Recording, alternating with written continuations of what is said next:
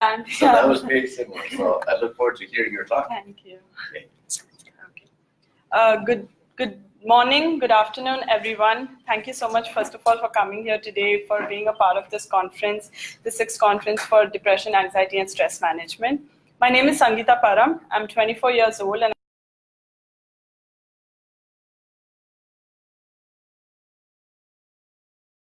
my taglines. So this is what I'm going to be talking about me, how I got defined by taglines. So I have 4 taglines and 2 reasons for those taglines. 4 taglines are TEDx speaker, an author, a poet, a cancer caregiver, and these 4 taglines are because of 2 reasons.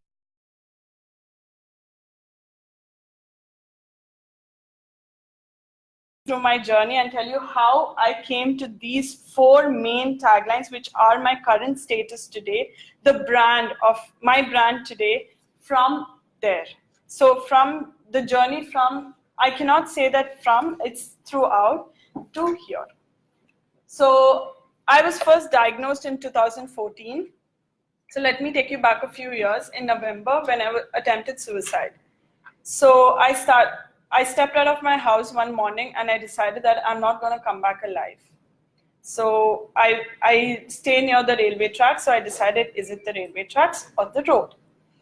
So I took a decision that maybe I should, I didn't know what to do, but somehow my legs took control of my brain and I went across and I sat in a park, picked up my phone and I called my father. The phone is ringing and I'm hoping that my father's not in a meeting or he doesn't pick up the call and say, I'm busy, I'll call you right back. And he just picked the call and said, he was surprised because I usually don't call him at that time. And he asked me what happened, is everything okay? I said, please don't cut the call no matter what happens. It's an emergency, please talk to me. He said, what happened, where are you? I said, I don't want to live anymore. Just come get me. He was 30 kilometers away from me and he said, where are you? Are you okay? I said, I don't know what is happening to me. I am not okay. Can you please just come and get me? Please don't cut the call no matter what you do. So he said, wait, your mother will come get you. Give me 10 seconds, I'll call you back. I said, if you cut the call, I don't know what I will end up doing. So just do anything, but don't stop talking to me. But he said, just give me 10 seconds. And he cut the call. Those 10 seconds were the longest 10 seconds of my life. And I started counting down. At the 4th second, I got a call back from him and he said, tell me what is happening. Your mother will be there in 10 minutes. So in that 10 minutes, I explained, I was 20 years old then. In that 10 minutes, I explained to him what happened to me all those 20 years of my life. All the anger, the guilt, the frustration. Even today, if you ask me, what did I speak in those 10 minutes, I don't remember because it was a whole journey of 20 years which just poured out in those 10 minutes. So my mother comes and receives me, she takes me home and I just collapse on the bed. That was the day it was out there that Sangeetha Param had depression. And she's not as happy and jolly or as bubbly as she seems to be. My father rushes home because of this emergency, and as we all hear our parents speak, we overhear their conversations. Everybody does it. So I was listening to my parents talk, and my father says, why is this happening to us? Why is it happening again? So my grandmother, that's my father's mother, my paternal grandmother, she had postpartum depression.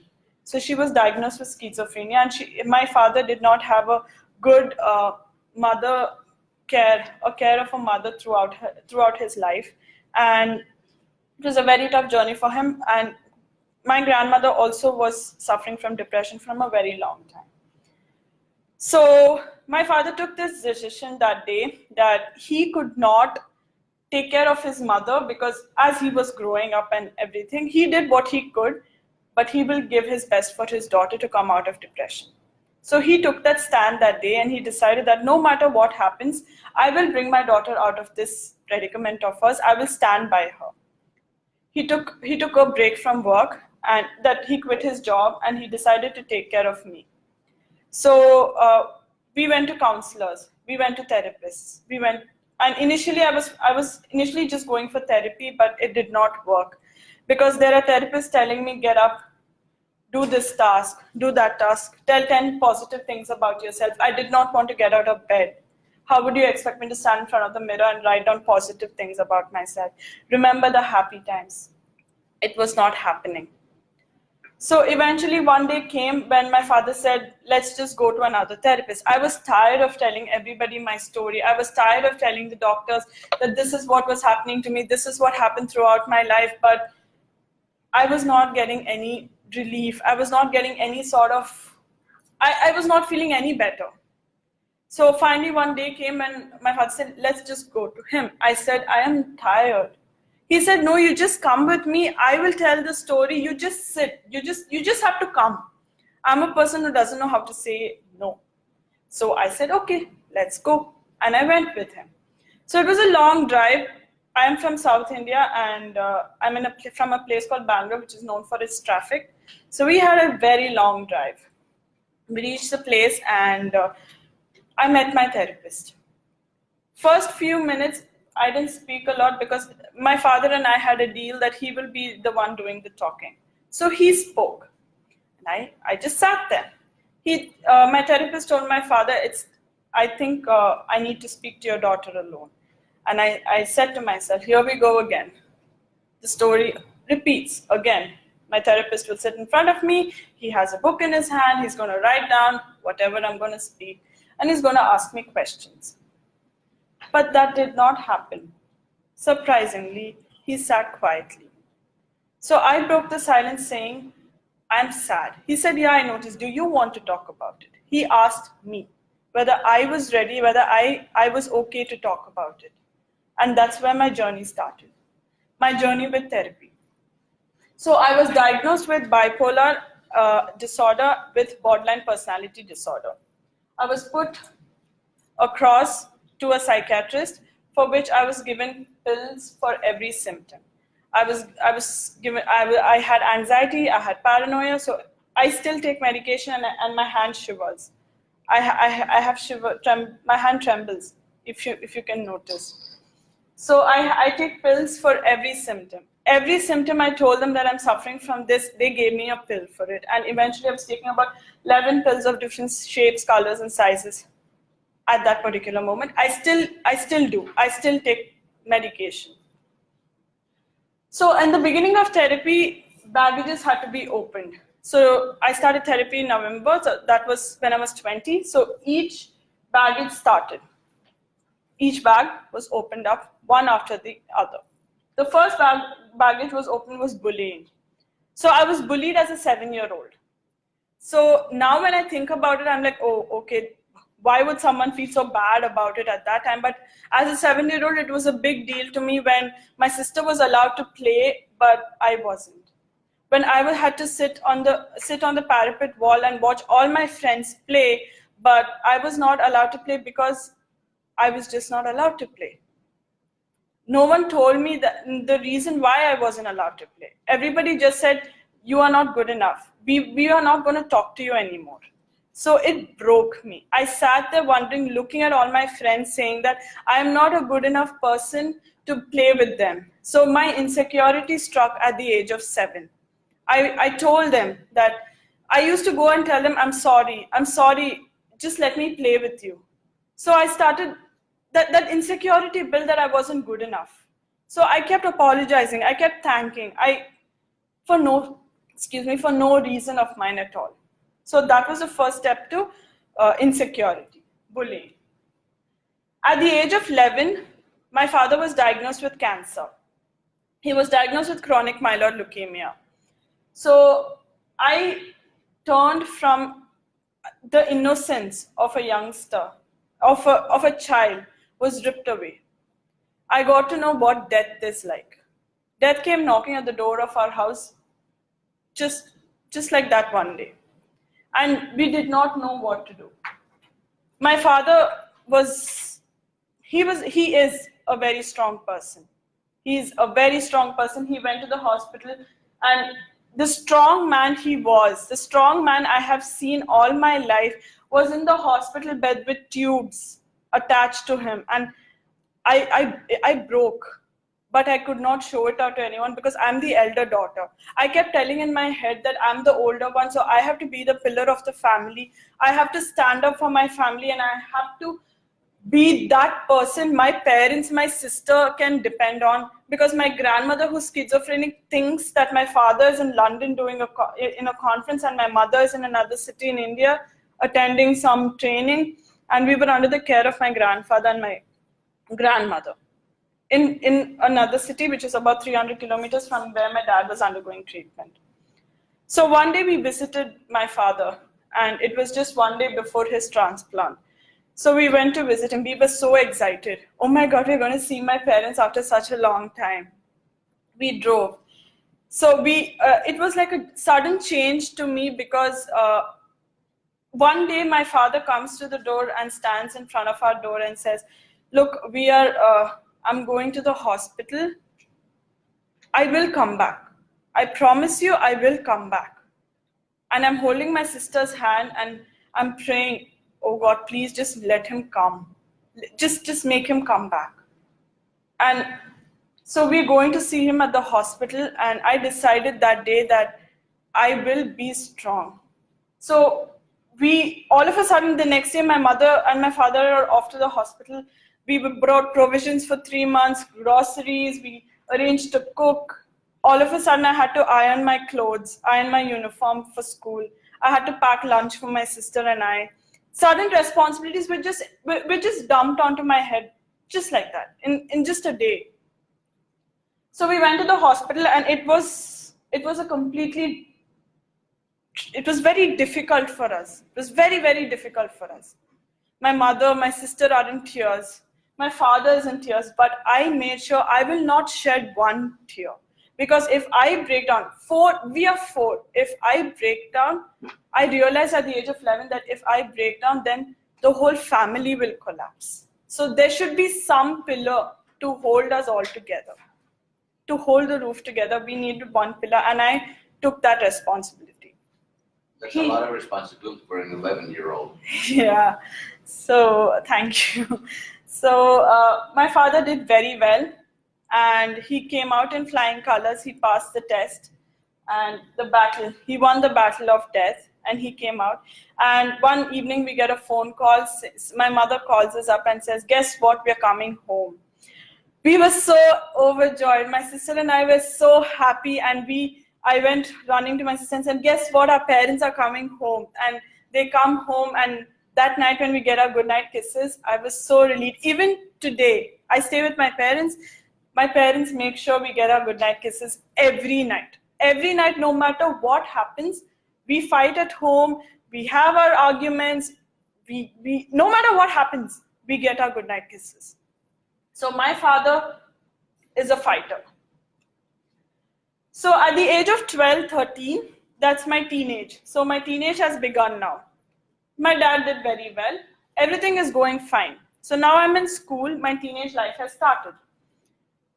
It was hard because I started to self-harm. Because of a lot of insecurities set in, and I did not have a lot of friends, I started to self-harm. Initially, it was because of guilt, because I started feeling that I wasn't a good enough friend, I wasn't a good enough daughter, I wasn't good enough for this, that. I gave a lot of reasons. But then later, it became an addiction, because I started not knowing what I was feeling. I started becoming numb. I reached to that stage of depression where I started feeling, I had no feeling. So I started self-harm so that I know where the pain is coming from. So if I've self-harmed on my leg, I know the source of the pain is from my leg, because I was not understanding emotional pain. I did not know the reason as to why I was feeling what I was feeling. So I started self-harm, and it became such an addiction that I couldn't stop. I just couldn't stop. Everything triggered me to self-harm. So to be very honest, I cannot lie, but just a week ago, I self-harmed. I'm not lying. I'm standing here in front of this whole bunch of people, and I'm telling you that a week ago, I self-harmed. And I'm not shy, or I'm not ashamed of it, because I cannot stand here and say don't self-harm when I'm still doing it, when I'm a victim of it. I cannot preach and not practice. So I'm being honest here. So I was sexually assaulted. So it was a difficult time for me because I thought it was my fault. I was sexually assaulted by a relative when my parents were in the hospital. So it was very, very difficult because at that moment I thought that what was more important, my father in his deathbed or my my life or my insecurity or whatever I underwent, what was more important? I put my father first. So I kept this my whole life till I met to my therapist. So I had not opened up about my sexual assault till I met my therapist. So this was a very difficult phase for me, and I was afraid of going out even during the day, but I still used to go out, and it messed up my head completely. And in November 2014, the day came and I attempted. So this is my history to depression. This is my history. This is the environmental factors or whatever factors, social factors, whatever factors you can call it. This is the reason for the depression part of it. So I'm diagnosed with bipolar 2, where I have extreme, you all know what bipolar is, extreme mood swings, and I have more of depression. So I have my manic episodes as well. So my manic episodes is what my friends want from me. So all of my friends used to be very happy when they used to see that, oh, okay, she's this bubbly girl. Oh, she's so excited. Everybody saw only the manic part of me and everybody assumed that that was who I was. But when the depression part of me came, that part of me became the person who wanted to seek attention. That part of me became the person who was always a loser, who self-harmed because she wanted to get everyone's attention at the particular time. She cried all the time for no reason. So when that depression part of me came into picture, nobody wanted me. So everybody left. So I became lonely. So fear of abandonment set in. So I became a victim to fear of abandonment. I still ask my friends, will you, like the friends whom I have now, even my family, I still ask them, will you leave me? Because I'm so scared. I'm so scared whether I'll be left. So this is my family. I'm a first daughter to my parents, and they are very young. They got married at the age of 24 and 21. I have a younger sister. Her name is Shweta, and that's a picture I'll never forget because that was in school. Can you notice the difference between my sister and I? Okay, my sister has that innocence, that childhood, that innocence is seen in her face, and just look at my face. There's so much of, I don't even know how to explain, there's so much of gloominess, or if there's a word like that, I don't know. Then I started looking back at all my pictures. I did not find any innocence, or there's no laughter, there's no happiness in any of my childhood pictures. When I look back, I'm not able to remember any happy memories. I'm not able to cherish anything. Whereas I used to feel jealous of my sister. Oh my God, so she's so happy, she's so carefree, she's just like giving all her dancing poses. Every time we are asking to stand, we'll click a picture. And I'm just standing there all scared whether my dress is okay, is my hair okay? But my sister just doesn't care. She just wants to live in the present moment. So for some positive vibes, enough for the sad part, let's climb up the mountain.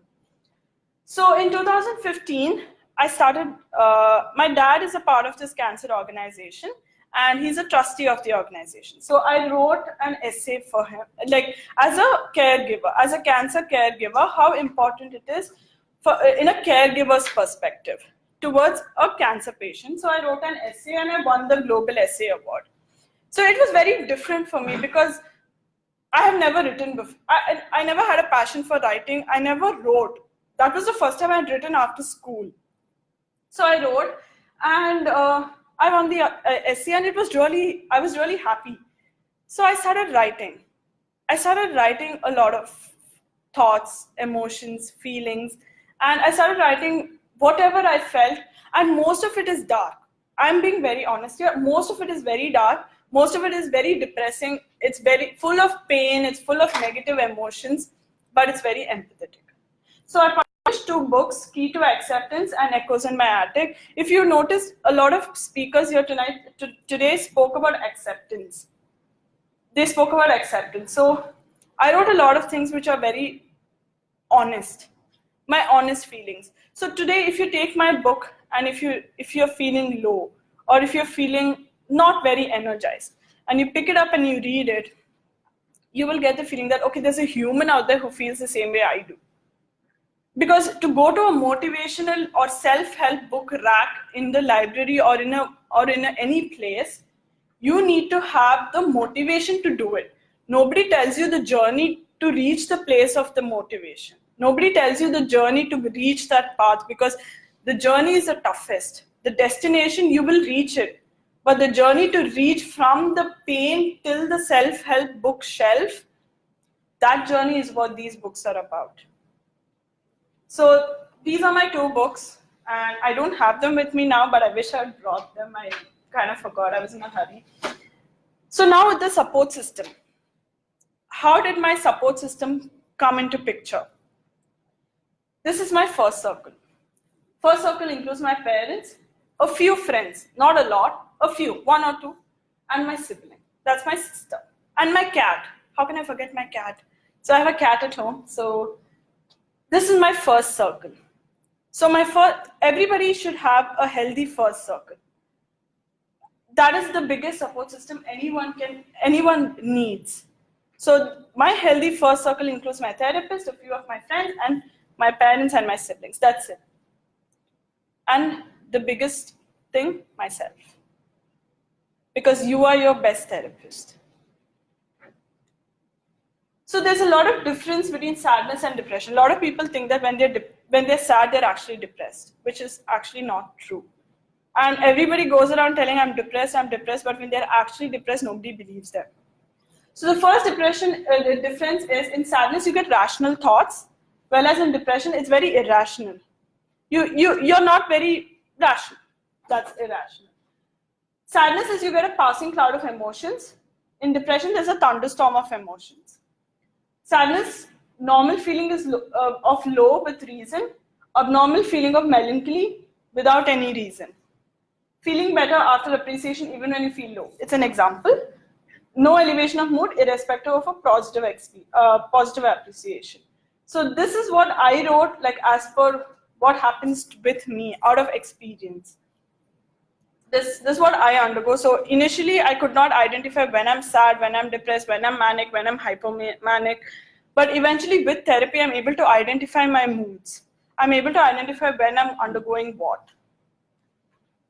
I always say a mental illness, that is, a person with a mental illness is like a train who runs on 2 parallel lines of psychiatry and psychology. So it's very important that you treat your psychiatrist and your psychologist with equal importance. Because I take medication and I go for therapy. It's not that I do both. It's equally important. So it's not that just with therapy you will do great, or just with medicines you will do great. You can't say that if I take medicine I'm perfectly fine. I'm fine. But you need your therapy as well. Because I have 2 disorders. My bipolar is taken care of by my medicines. My BPD, which is my borderline personality disorder, which is based on my interpersonal relationship skills and all that. There's no pill telling me that this is how you have to behave with your friend. This is how you have to behave in your workplace. This is how you have to behave when you have a panic attack. No pill is going to tell me that, but my therapist will guide me as to how I have to deal with, so how to deal as per particular situations. As per the situations, how I'm supposed to behave. So that's why I always say that it's a parallel line. So the golden circle, hope, faith, and trust. That's my father's motto, which I copied very nicely and I put it here. I started giving talks. So last year in June 2018, my father speaks on his cancer. So he gives motivational talks and his testimonies to a lot of cancer patients. I go along with him and I make sure that I also am a part of it. And every time I see hope in every patient's eyes, that if this man can undergo chemo and have needles poked into him and he can do it, so can I. If he can undergo all that and stand here and give a talk fighting this disease, so can I. So every time I saw that hope in some person's eye, I thought, why don't I do the same for mental health? Because not many patients stand up and speak. Not many patients stand up and say, look, I'm having an illness. I am not okay. Because it's very draining. First thing, it's very draining. Because each time I speak all this, I feel every emotion. I spoke about sexual assault, I felt it. I spoke about bullying, I remember the memories. It's very draining. So I decided to talk about it to spread awareness so that tomorrow there should not be another Sangeetha. There should not be another person who went till the end, went to cross the line but didn't. I didn't, but what if they crossed the line? There should not be another person who's ending up with a story like mine. So I gave 2 TEDx talks. The second TEDx talk was with my dad, and the first TEDx talk was with myself. Okay, I guess so.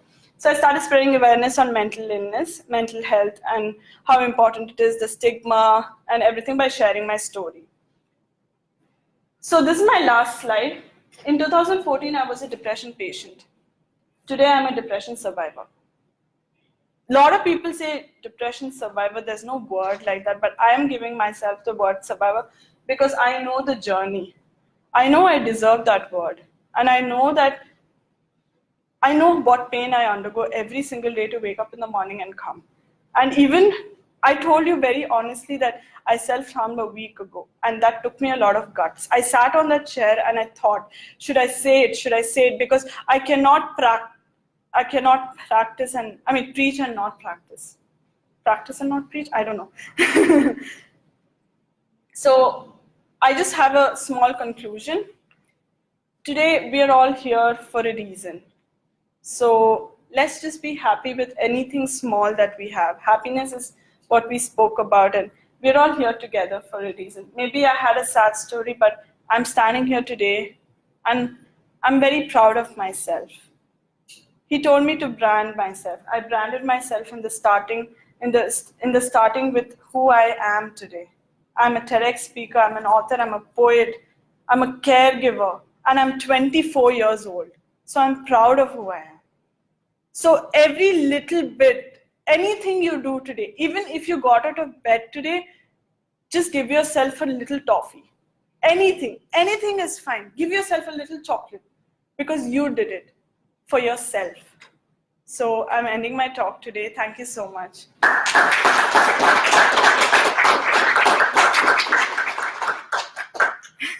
First of all, this is one of the most, I've spoken to thousands of people all over the world. This is one of the most inspiring talks I have ever heard. And no, I'm serious. You're 24 going on 70 because you have a level of maturity. First of all, your vulnerability and your honesty and your integrity of actually speaking the truth in a public forum is commendable. It's remarkable. I'm serious, and I don't pay compliments. Like I say, when I say something, I mean it. What you did just in here is fantastic. And I promise you this, in your lifetime, you will be inspirations to millions of people. Thank you. Your story, the way that you say it, and the vulnerability and the honesty that you portray is something truly rare. So, seriously, so congratulations. Thank you. I'm honored to be in your presence and to hear you to hear your talk. Seriously. It's fantastic. And we're not perfect people. You're going to make mistakes. Last week you were a little bit of a setback, but the fact that you don't let your setback define who you are, and keep moving forward, and keep spreading this message of you're not just a survivor. You're beyond that. You're an inspiration. Thank you. And I think there's so many people that need to hear your message. Thank you so much. I hope one day you come to the United States and you spread the Definitely. message there too. Definitely. I would love to have you over to share your message. It's pretty remarkable. It's rare to hear that kind of openness and vulnerability and honesty. That's it's a pretty amazing thing. Thank you. You're welcome. Thank you so much. It means a lot. So we'll take some time to lunch. We'll be back here at 10 minutes after 2 o'clock for the second half of the conference. So, oh, There's sorry. slightly a change, there's Slight change, okay. actually a lot of change. Well, it's okay. Never mind.